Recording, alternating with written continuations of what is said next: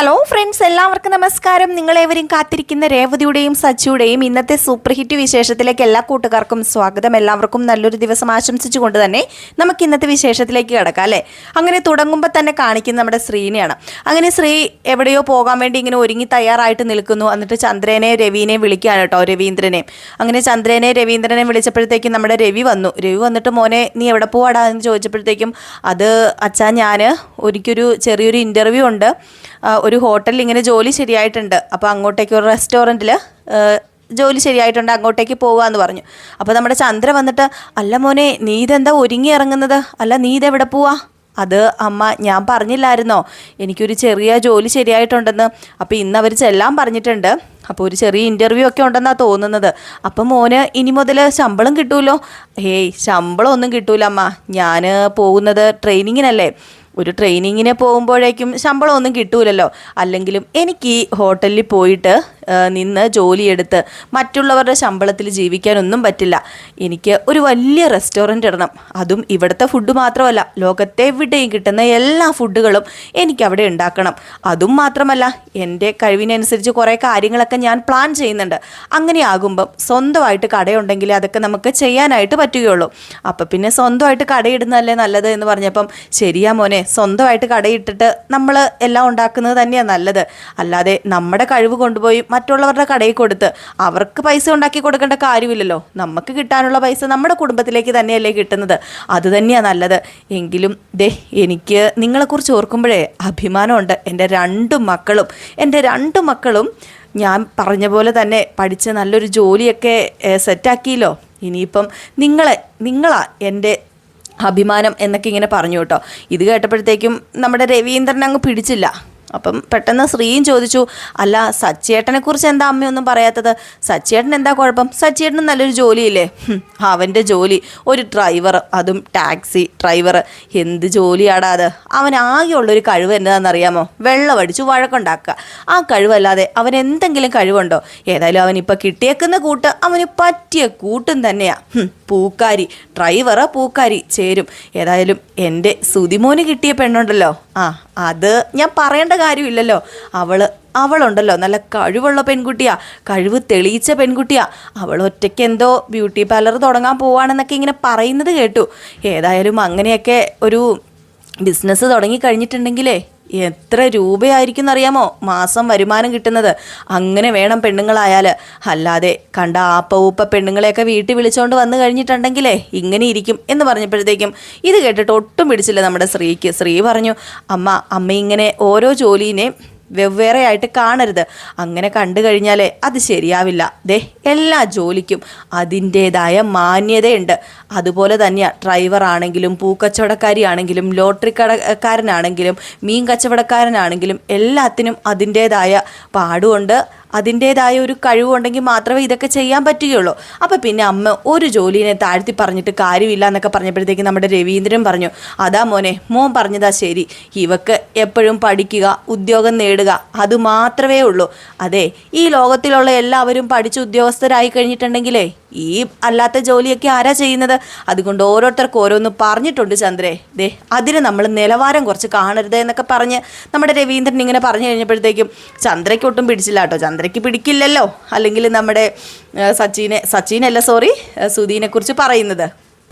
അപ്പോഴേക്കും നമ്മുടെ ശ്രീ പറഞ്ഞു അമ്മയൊന്ന് ഓർക്കണം അമ്മ, ഇപ്പം ഈ കുടുംബത്തിലാകെ ഏക വരുമാനം അത് സച്ചിയേട്ടൻ്റെ വരുമാനം നിലച്ചു കഴിഞ്ഞിട്ടുണ്ടെങ്കിൽ നിങ്ങൾ എങ്ങനെ ആഹാരം കഴിക്കും? എന്താ അത് വല്ലതും ചിന്തിച്ചിട്ടുണ്ടോ? ഞാനിപ്പം ഏതായാലും ട്രെയിനിങ്ങിന് പോയി, അത് കഴിഞ്ഞ് ഒരു റെസ്റ്റോറൻ്റൊക്കെ ഇട്ട് കഴിഞ്ഞ് ഒത്തിരി ആയിട്ടേ അതിൽ നിന്നൊരു ലാഭത്തുകയും പൈസയൊക്കെ കിട്ടുകയുള്ളൂ. അതുപോലെ തന്നെ ഇപ്പം ഇവിടെ വേറൊരാൾക്കും ജോലി ഇല്ലാതിരിക്കുകയല്ലേ. അപ്പം പിന്നെ ഈ വീട് നോക്കുന്നത് ആരാ? ആ ഡ്രൈവർ ജോലി എടുക്കുന്ന അമ്മയ്ക്ക് പുച്ഛമായ സച്ചിയേട്ടൻ.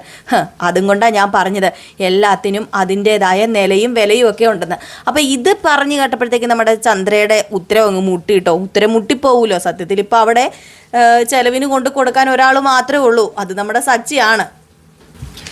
പിന്നെ കാണിക്കുന്ന സീന് നമ്മുടെ രേവതീനെയാണ് കേട്ടോ. അപ്പോൾ രേവതിയും മുത്തശ്ശിയും പാറുക്കുട്ടിയമ്മയൊക്കെ ഉണ്ട്. അങ്ങനെ പാറുക്കുട്ടിയമ്മ കറി വെക്കാനായിട്ട് ഇങ്ങനെ ഓരോ കാര്യങ്ങളൊക്കെ ചെയ്തുകൊണ്ടിരിക്കുമ്പോഴത്തേക്ക് രേവതി പറയാ, ഞാൻ കറി വെക്കാം, ഏതായാലും ഈ തീയടുപ്പിലൊക്കെ ഒരുപാട് നാളായി ഞാൻ കറി വെച്ചിട്ട്. വീട്ടിൽ തീയടുപ്പൊക്കെ ഉണ്ടായിരുന്നു, പക്ഷേ ഇപ്പം അവിടെ തീയടുപ്പൊന്നുമില്ല, അവിടെ ഗ്യാസേ ഉള്ളൂ, ഏതായാലും ഞാൻ കറി വെക്കാമെന്ന് പറഞ്ഞു. അപ്പോഴേക്കും നമ്മുടെ പാറുക്കുട്ടിയമ്മ പറഞ്ഞു, കറി വെക്കാനോ, അതിന് മോൾക്ക് കറി വെക്കാനൊക്കെ അറിയാമോ? അപ്പോഴേക്കും മുത്തശ്ശി വന്നിട്ട്, കറി വെക്കാൻ അറിയാമോന്നോ, ഇവൾ എനിക്കൊരു ഉപ്പുമാവ് ഉണ്ടാക്കി തന്നു വിവാഹം കഴിഞ്ഞ് പിറ്റേ ദിവസം. ഹോ, എന്തൊരു ടേസ്റ്റ് ആയിരുന്നെന്നറിയാമോ? സത്യം പറഞ്ഞു കഴിഞ്ഞിട്ടുണ്ടെങ്കിൽ ഉപ്പുമാവിനോടൊരു കൊതി തോന്നിയതാ അന്നാ എനിക്ക്. അതുപോലൊരു ഉപ്പുമാവ് നീ പോകുന്നതിന് മുമ്പ് എനിക്ക് ഉണ്ടാക്കി തരുമോ മോളെ എന്ന് ചോദിച്ചപ്പോഴത്തേക്കും, അതുപോലെ ഒരു ഉപ്പുമാവല്ല, എത്ര തവണ വേണമെങ്കിലും ഞാൻ ഉണ്ടാക്കി തരാമല്ലോ.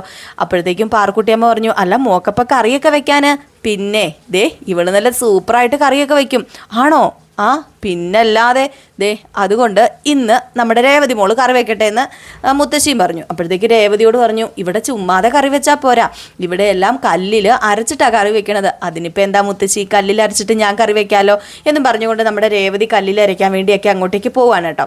അങ്ങനെ കല്ലിൽ അരയ്ക്കാൻ വേണ്ടി പോയി ഈ സമയം കൊണ്ട് നമ്മുടെ സച്ചി വന്നു. സച്ചി വന്നിട്ട് മുത്തശ്ശിയോട് ഓരോ കാര്യങ്ങളൊക്കെ ഇങ്ങനെ സംസാരിച്ചുകൊണ്ടിരിക്കുകയാണ്. മുത്തശ്ശിയുടെ കയ്യിൽ നിന്ന് ചായയൊക്കെ മേടിച്ച് കുടിച്ചിട്ട്, എത്ര നാളായി ഇത്രയും ടേസ്റ്റുള്ള ചായ കുടിച്ചിട്ടെന്ന് അറിയാമോ മുത്തശ്ശി എന്ന് പറഞ്ഞപ്പം, എന്തിനാടാ ഇങ്ങനെ പുളു അടിക്കണത്, നീ ഇങ്ങനെ നുണ പറയരുത്, അപ്പം നിൻ്റെ കെട്ടികളുണ്ടാക്കുന്ന ചായക്ക് എന്താ ടേസ്റ്റ് ഇല്ലെന്നാണോ നീ പറയുന്നത്? അല്ല, അത് ടേസ്റ്റുള്ള ചായയൊക്കെ തന്നെയാണ്, അതിപ്പം ഞാൻ കള്ളം പറയുന്നില്ല, നല്ല ടേസ്റ്റുള്ള ചായ ഉണ്ടാക്കി തരുന്നത്. പക്ഷേ എൻ്റെ മുത്തശ്ശിയുടെ കയ്യിൽ നിന്ന് മേടിച്ച് കുടിക്കുന്ന അത്രയും ടേസ്റ്റ് അതെന്തിനെങ്കിലും കിട്ടുമോ മുത്തശ്ശി? മനസ്സിലായി, സോപ്പിംഗ് ആണല്ലേ, എത്ര സോപ്പിംഗ് ഇട്ടാലും അവന്മാരുടെ കൂടെ കൂത്താടാൻ പോകാൻ ഞാൻ വിടില്ല നിന്നെ. ഞാനിതിന് കൂത്താടാൻ പോവാന്ന് മുത്തശ്ശിയോട് പറഞ്ഞോ? ഇല്ലല്ലോ. അല്ല, മുത്തശ്ശി അറിഞ്ഞായിരുന്നോ അവിടുത്തെ കാര്യങ്ങളൊക്കെ? ആ, എന്നോട് രേവതി മോള് കുറച്ച് കാര്യങ്ങളൊക്കെ പറഞ്ഞു. സുധിക്ക് ഏതോ ഒരു പെണ്ണ് വിവാഹാലോചിച്ചൊക്കെ വന്നു, അതൊക്കെ ഉറപ്പിക്കാറായി എന്നൊക്കെ പറയുന്നത് കേട്ടോ. ആ, അത് ശരിയാ, ഏതോ ഒരു പെണ്ണ്. ഏതായാലും അവൻ പേരും കള്ളൻ. അതെന്താടാ മോനെ നീ അങ്ങനെ പറഞ്ഞത്? അതെ, അവനന്ന് വിവാഹത്തിൻ്റെ അന്ന് മുങ്ങിയില്ലേ, അന്ന് മുങ്ങിയതേ വെറുതെ അല്ല, 50 ലക്ഷം രൂപയായിട്ടാ. 50 ലക്ഷം രൂപയോ? എന്നിട്ട് ആരും എന്നോട് പറഞ്ഞില്ലല്ലോ, രവി പോലും എന്നോട് പറഞ്ഞില്ല. അതെന്ത് പൈസയാണെന്ന് അറിയാമോ അമ്മൂമ്മയ്ക്ക്? അതുണ്ടല്ലോ, അത് വേറെ ഒന്നുമല്ല, എൻ്റെ അച്ഛൻ കഷ്ടപ്പെട്ട് ചോര നീരാക്കി ഉണ്ടാക്കിയ ആ പൈസ, 50 ലക്ഷം രൂപ. ആ പൈസയും കൊണ്ടാണ് അവൻ മുങ്ങിയത്. എന്നിട്ടോ ആ പൈസ ഏതോ ഒരു പെണ്ണ് കൊണ്ടുപോയി തൊലച്ചു. ഇതൊക്കെ കേട്ടപ്പോൾ മുത്തശ്ശിക്ക് കലി വന്നു കേട്ടോ. മുത്തശ്ശി പറഞ്ഞു, അല്ലെങ്കിലും അവൾക്ക് അങ്ങനെ വേണം, അവൾ വളർത്തി അവളുടെ പുന്നാര മോനല്ലേ. പണ്ടു മുതലേ ഞാൻ പറഞ്ഞിട്ടുള്ളതാ, അവൾ വളർത്തിയത് ശരിയല്ല, വളർത്തു ദോഷം ഉണ്ടെന്ന്. അപ്പം അവൾ വലിയ കേമമായിട്ട് അവനെ എത്രയാ, 3 4 എന്തൊക്കെയോ ഉണ്ടെന്ന് പറയൂല്ലോ എപ്പോഴും. അതെ, ആ ഡിഗ്രി, അത് തന്നെ, അതൊക്കെ ഉണ്ടെന്നും പറഞ്ഞുകൊണ്ട് പൊക്കി പിടിച്ചോണ്ട് നടക്കുമല്ലായിരുന്നോ? എന്നിട്ടിപ്പോൾ എന്തായി? പേരും കള്ളൻ, അല്ലാതെ പിന്നെ എന്താ പറയുക? പിന്നെ എൻ്റെ കൊച്ചുമോനായി പോയില്ലേ, പിന്നെ എനിക്കൊന്നും പറയാൻ പറ്റില്ലല്ലോ. ഇനിയിപ്പം വിവാഹം എന്നാ തീരുമാനിച്ചിരിക്കുന്നത്? അതൊന്നും എനിക്കറിയില്ല.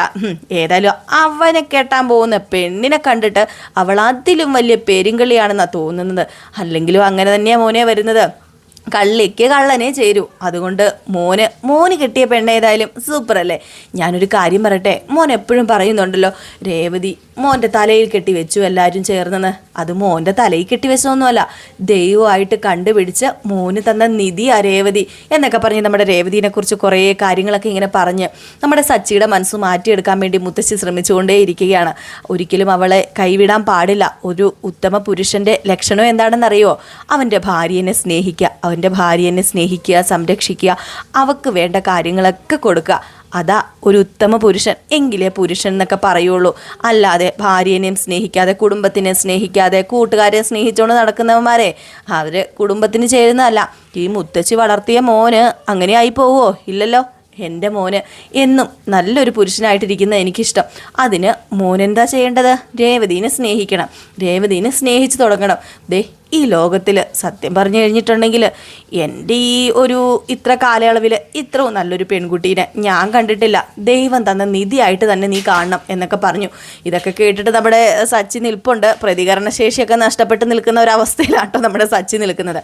അപ്പം ആ ഒരു കാര്യമൊക്കെ കഴിഞ്ഞിട്ട് പിന്നെ കാണിക്കുന്ന സീനെന്ന് പറഞ്ഞാൽ നമ്മുടെ രേവതി ഇങ്ങനെ അരച്ച് കൊണ്ടിരിക്കുകയാണ് കേട്ടോ. അപ്പം കറിക്കൊക്കെ ഇങ്ങനെ അരയ്ക്കുകയാണ്. അപ്പോൾ അരച്ചുകൊണ്ടിരുന്നപ്പോഴത്തേക്കും മുത്തശ്ശി പറഞ്ഞു, പാറുക്കുട്ടിയമ്മയോട് പറഞ്ഞു, അതെ പാറുക്കുട്ടി, നീ ഒരു കാര്യം ചെയ്യുക, നീ പതുക്കെ ചെന്നിട്ട് ഞാൻ പറഞ്ഞ കാര്യങ്ങളൊക്കെ അവളോട് പോയി പറ, ഞാൻ പറഞ്ഞല്ലോ എന്തൊക്കെയാണ് പറയേണ്ടതെന്ന്, അതൊക്കെ ചെന്ന് പറയണം എന്ന് പറയാണ് കേട്ടോ. അങ്ങനെ പറഞ്ഞു വിടുകയാണ് പാറുക്കുട്ടിയമ്മേനെ നമ്മുടെ രേവതിയുടെ അടുത്തേക്ക്. അങ്ങനെ രേവതി ഇങ്ങനെ കല്ലിൽ അരച്ചുകൊണ്ടിരിക്കുമ്പോൾ പാറുക്കുട്ടിയമ്മ പതുക്കെ ചെന്നിട്ട് പറഞ്ഞു, അതേ മൂക്ക് നന്നായിട്ട് പാചകമൊക്കെ അറിയാം, അതും കൊണ്ട് സച്ചിമോൻ്റെ മനസ്സ് കീഴടക്കാനേ എളുപ്പമൊക്കെയാ. ദേ ഭാര്യ ഒരു ഭർത്താവിൻ്റെ മനസ്സ് കീഴടക്കേണ്ട ആദ്യത്തെ ഇത് അടുക്കള തന്നെയാണ്. അത് കഴിഞ്ഞാൽ പിന്നെ എന്താണെന്ന് അറിയാമോ എന്ന് ചോദിച്ചപ്പോഴത്തേക്കും അറിയില്ല എന്നിങ്ങനെ പറഞ്ഞു. അപ്പോഴത്തേക്കും പറഞ്ഞു, അതേ ബെഡ്റൂം, നമ്മുടെ ബെഡ്റൂം, കിടപ്പറ, നമ്മുടെ കിടപ്പറയിൽ കയറി കഴിഞ്ഞിട്ടുണ്ടെങ്കിലേ പിന്നെ ഒരിക്കലും ഭർത്താക്കന്മാർക്ക് ആ റൂമിന് വെളിയിലിറങ്ങാൻ തോന്നരുത്, അതുപോലെ ആയിരിക്കണം നമ്മൾ എന്നൊക്കെ ഇങ്ങനെ പറഞ്ഞപ്പോഴത്തേക്കും നമ്മുടെ രേവതിക്ക് ലേശം നാണമൊക്കെ വന്നു കേട്ടോ. എന്തോ പോലെ ആയി നമ്മുടെ രേവതിക്ക്. അപ്പോൾ ഇത് കേട്ട് കഴിഞ്ഞപ്പോഴത്തേനും രേവതിയുടെ മനസ്സിലൂടെ ഓടിയത് വേറെ ഒന്നുമല്ല, ബെഡ്റൂമിൽ കയറി കഴിഞ്ഞിട്ടുണ്ടെങ്കിൽ രണ്ടുപേരും കൂടെ ഏത് നേരവും അടി വെക്കാനേ നേരമുള്ളൂ.